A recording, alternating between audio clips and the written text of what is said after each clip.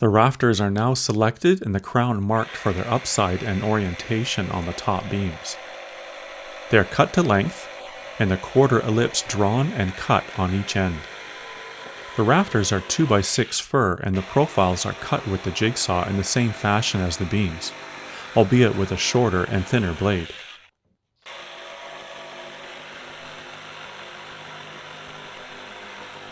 I stain all the rafters and let dry overnight. One finished rafter is laid in place across the beams and the bird's mouth marked.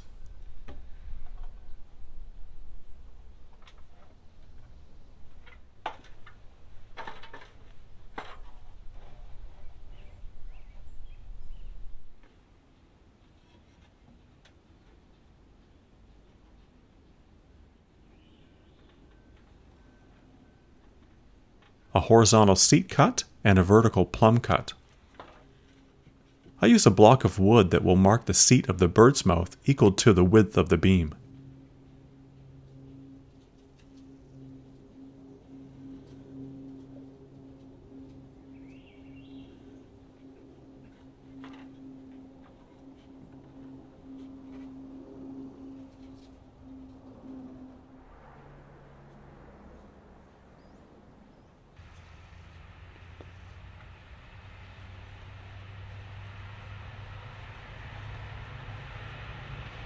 I take it down to the sawhorses and cut the bird's mouth with a circular saw and finish with the jigsaw.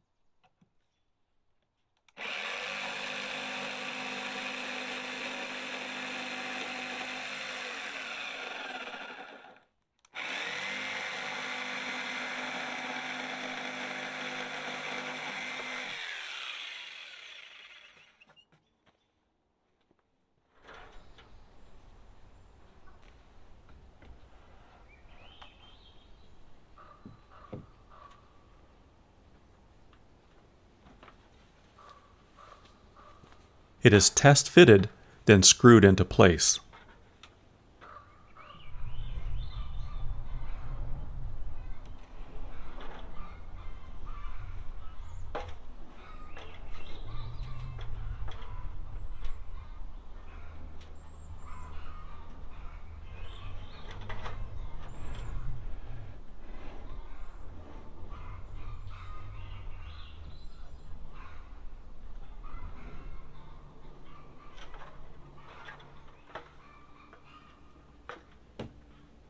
The middle rafters are toe screwed and the end ones attached with a small galvanized angle bracket.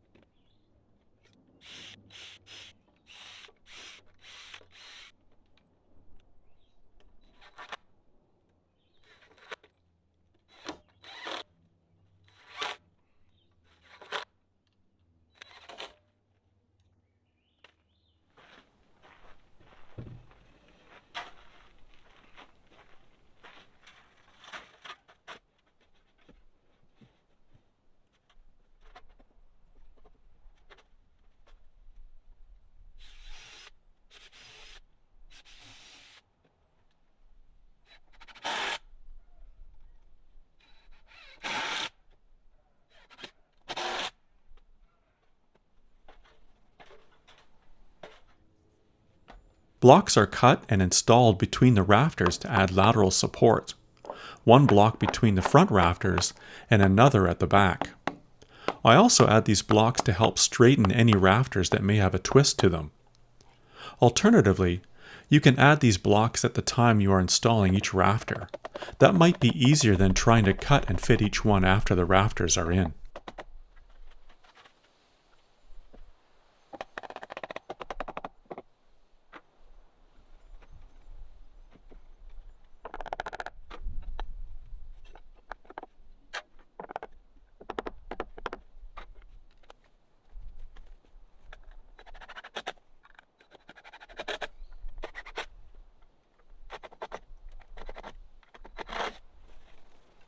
Strapping made of 1x6 or 1x4s are laid over the top of the rafters and screwed in place.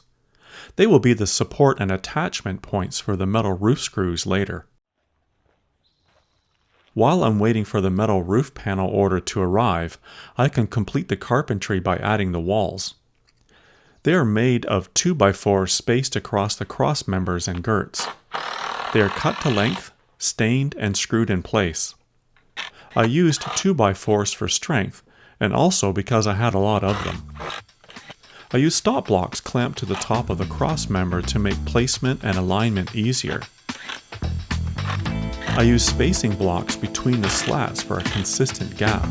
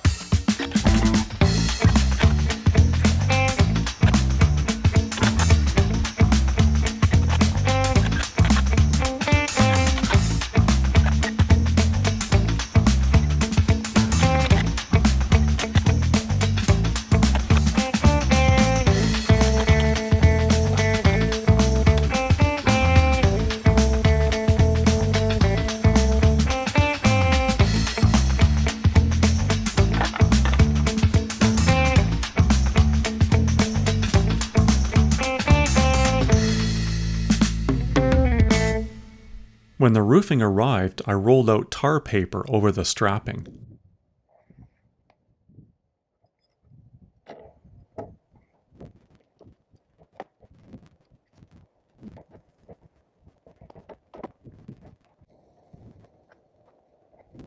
The roll is 3 feet wide. I overlapped it and attached it with staples.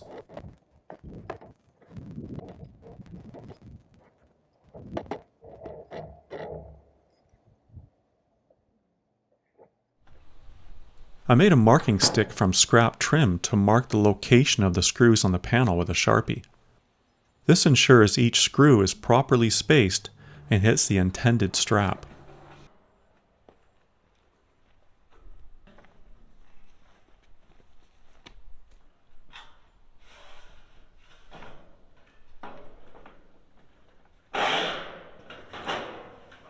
I slide the first panel into place, line it up and square it to the roof as best possible.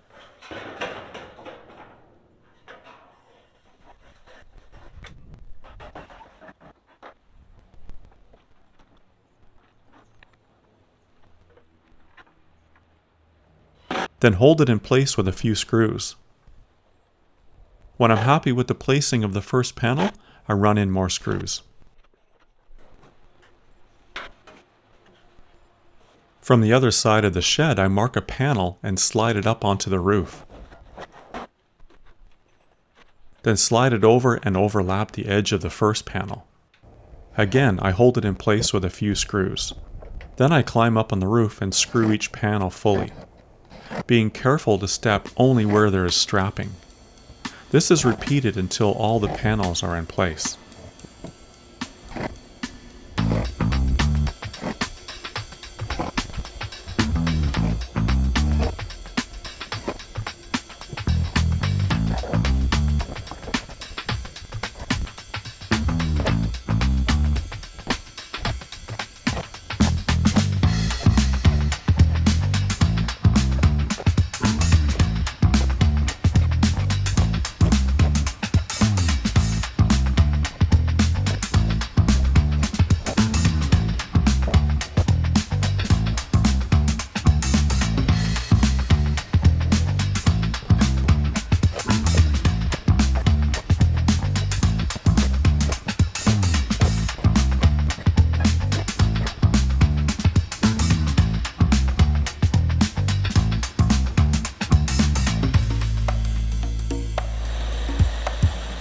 The last panel is measured and cut to size. I have a sheet metal cutting attachment for my drill that works very well. It's fast, accurate, and leaves an edge that's not as sharp as with shears or snips.